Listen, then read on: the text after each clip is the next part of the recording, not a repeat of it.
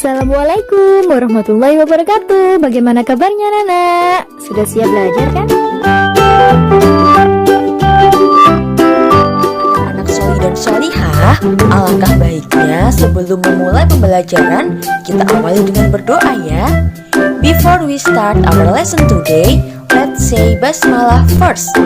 Bismillahirrahmanirrahim.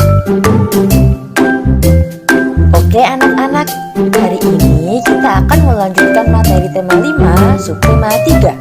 Yang akan kita pelajari hari ini adalah pengamalan Pancasila, sila keempat dan kelima.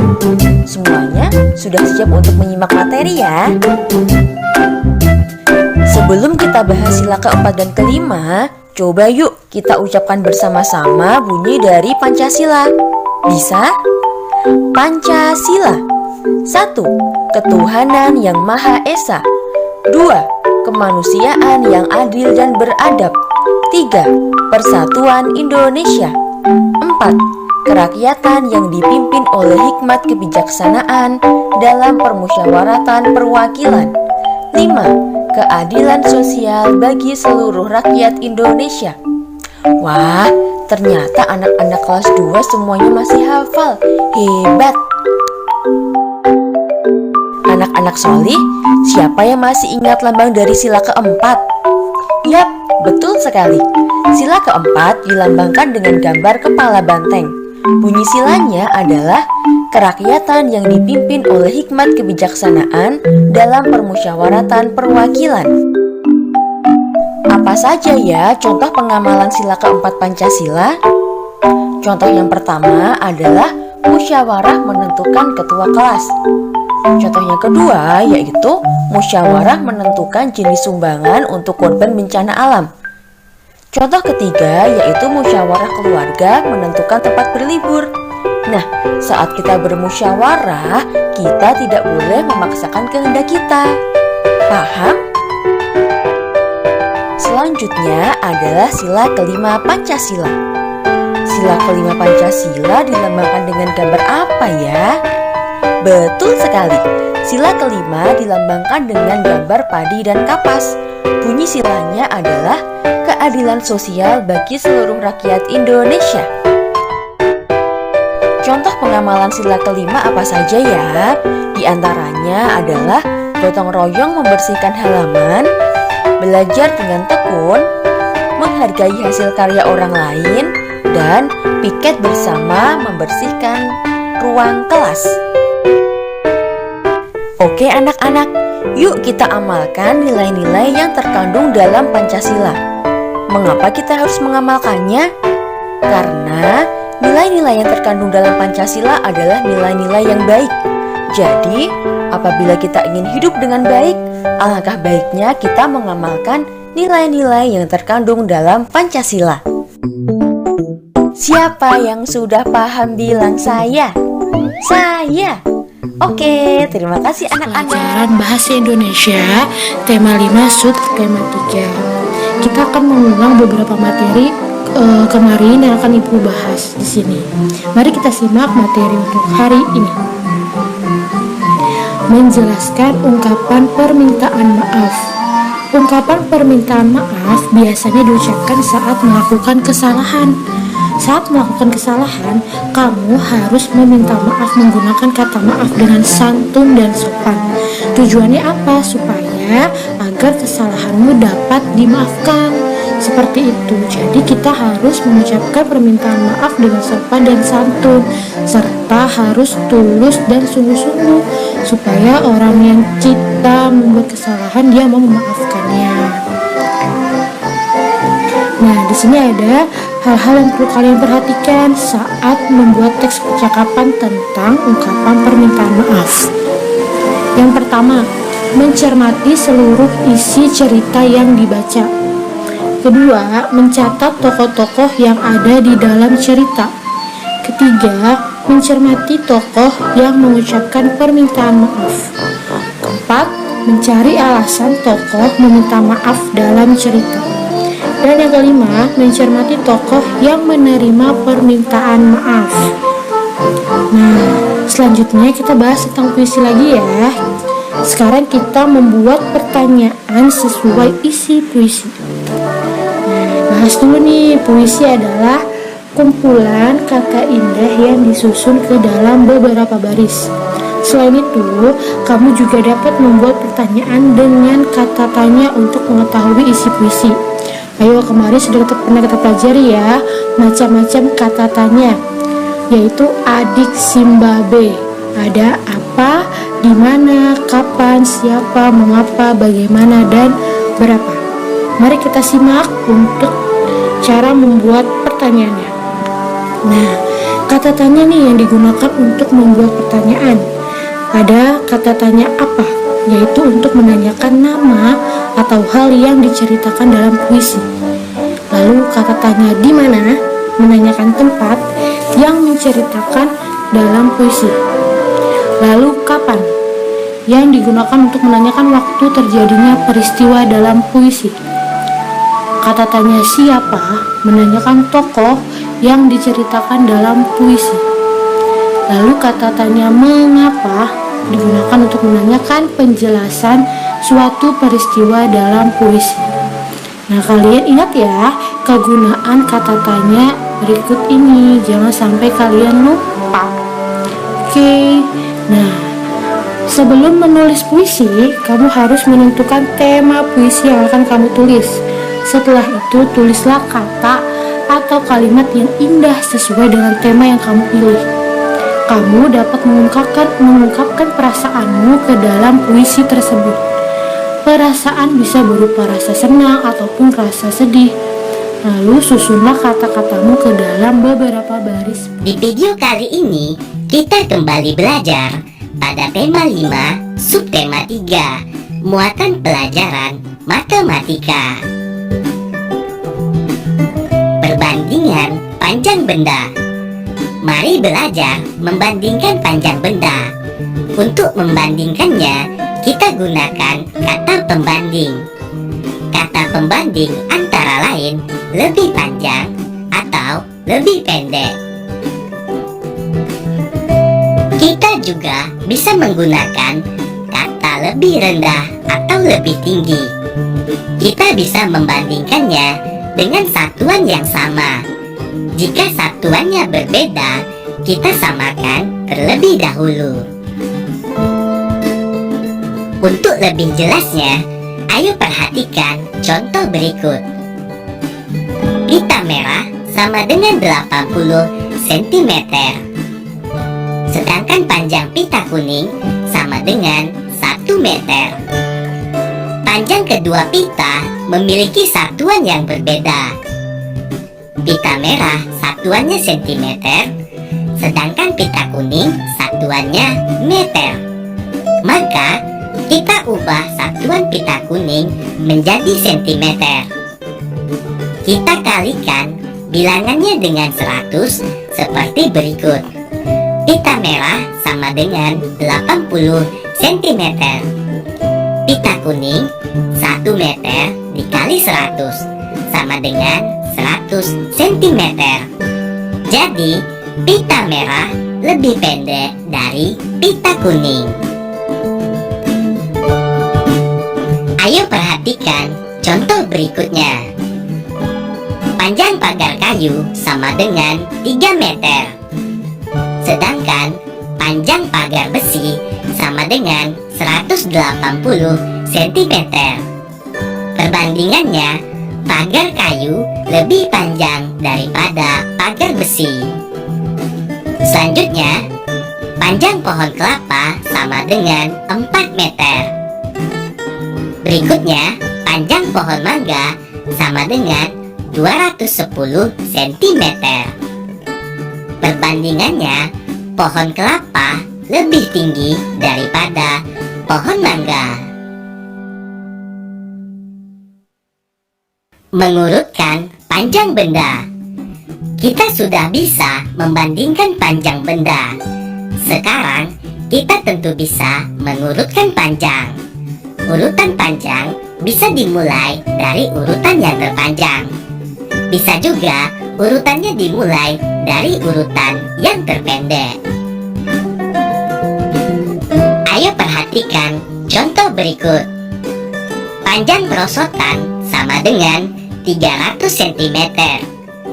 Panjang bangku taman sama dengan 2 meter.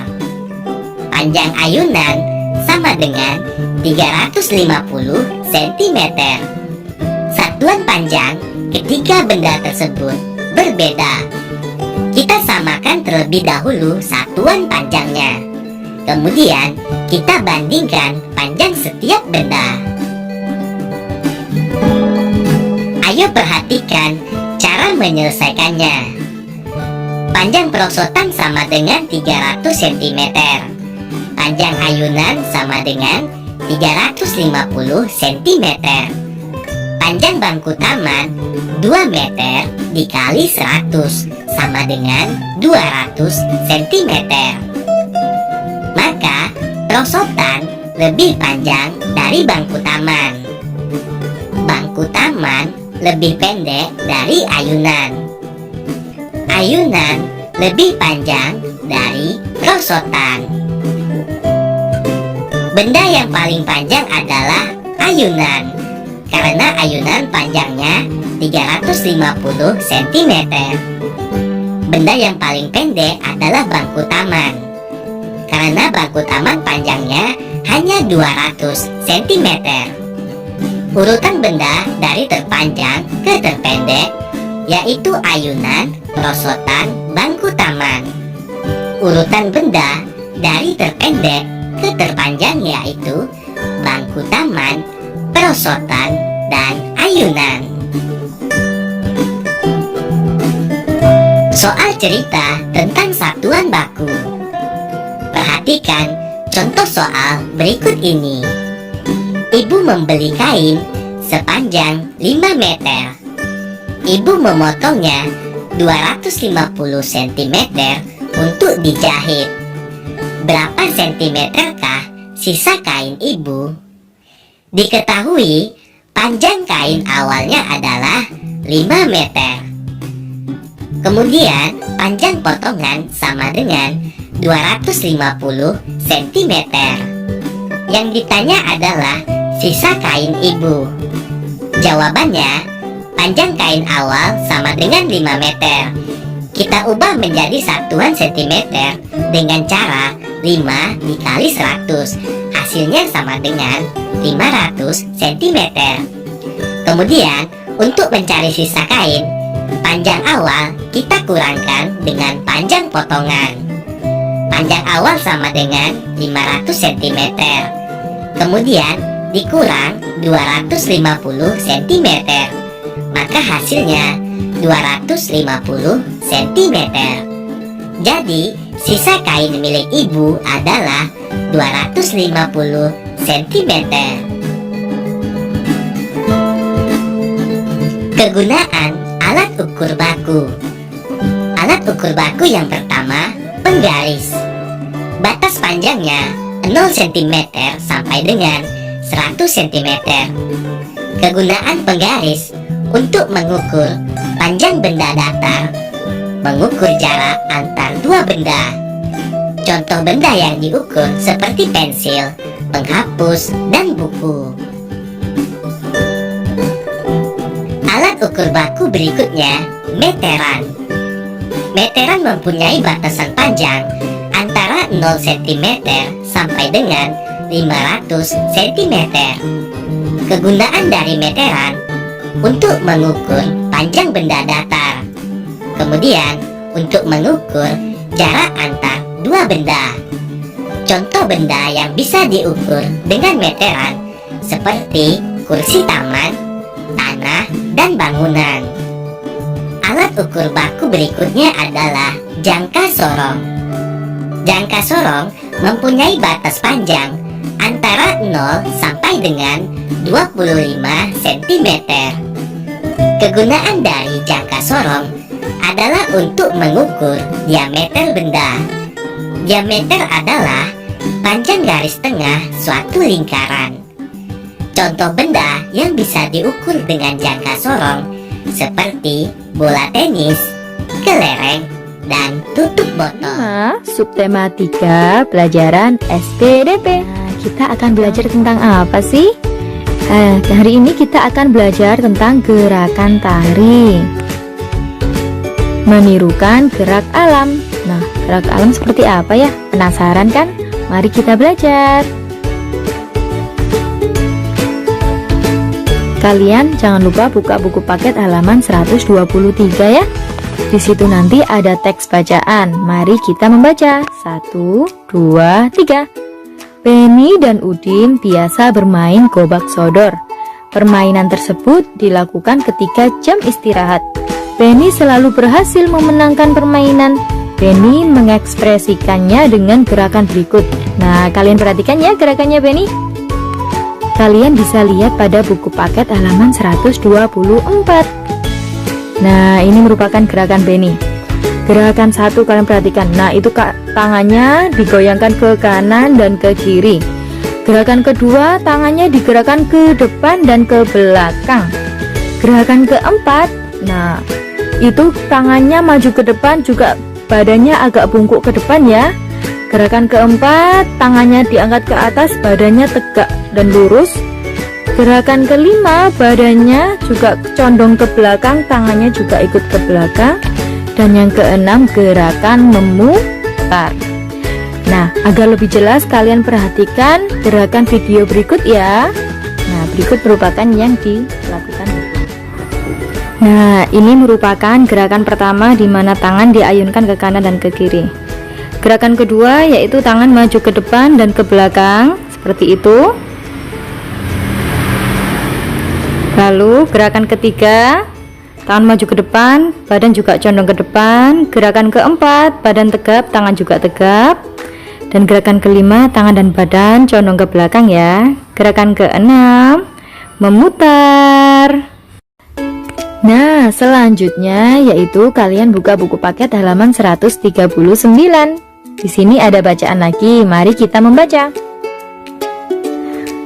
Bel tanda akhir pelajaran berbunyi. Penny dan teman-temannya berdoa untuk pulang.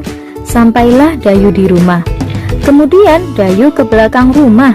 Di belakang rumahnya ada pohon cemara. Pohon cemara terlihat ditiup angin.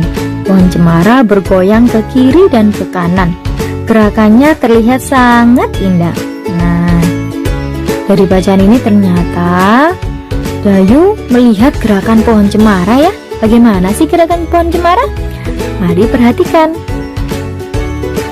Kalian perhatikan pada halaman 140. Nah, di sini Dayu menirukan gerakan pohon cemara ya. Yang pertama itu meliuk-liuk ke kanan dan ke kiri sambil tangannya diangkat ya. Pohon cemara kan tinggi, jadi tangannya juga harus diangkat tinggi. Gerakan kedua, gerakan berputar, jadi badannya diputar anak-anak. Gerakan ketiga, berayun ke depan ke belakang, jadi tangannya diayunkan ke depan ke belakang. Dan gerakan terakhir yaitu meliuk-liuk lagi ke kanan dan ke kiri. Mudah kan? Agar lebih mudah, perhatikan gerakannya yang dilakukan guru berikut ya. Perhatikan anak-anak. Nah, ini merupakan gerakan pertama, tangan ke kanan dan ke kiri seperti tadi. Gerakan kedua, memutar. Lalu gerakan ketiga yaitu tangan diayunkan ke depan, ke belakang, ke depan, ke belakang. Dan gerakan yang keempat kembali ke kanan dan ke kiri lagi. Mudah kan?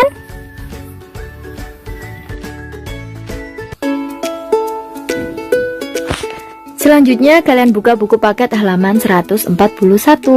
Pada halaman 141, nah di sini ada lagu Cemara. Kalian dengarkan baik-baiknya lagunya. Selamat mendengarkan.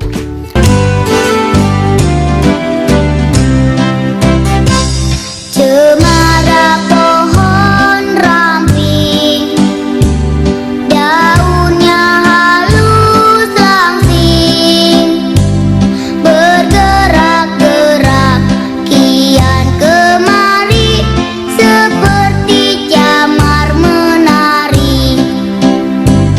Ketika angin lalu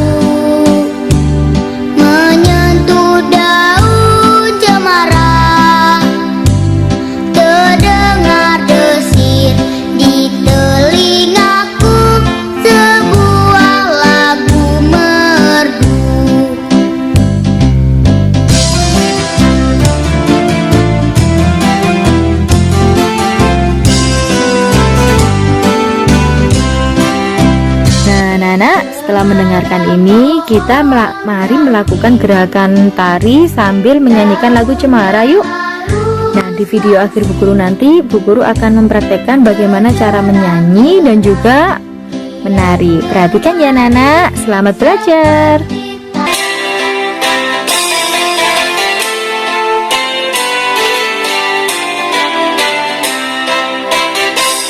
Cemara pohon ranting, daunnya halus langsing, bergerak-gerak kian kemari, seperti jamar menari.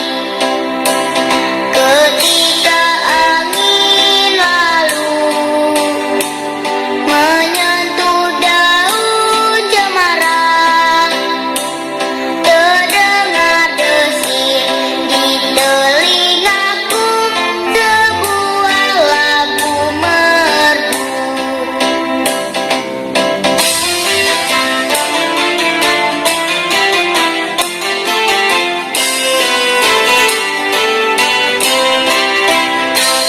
Cemara pohon ranting, daunnya halus langsing, bergerak-gerak kian kemari, seperti tangan penari. Ketika angin lalu menyentuh daun cemara, terdengar desir di telingaku, sebuah lagu merdu. Terdengar desir di telingaku, sebuah lagu merdu.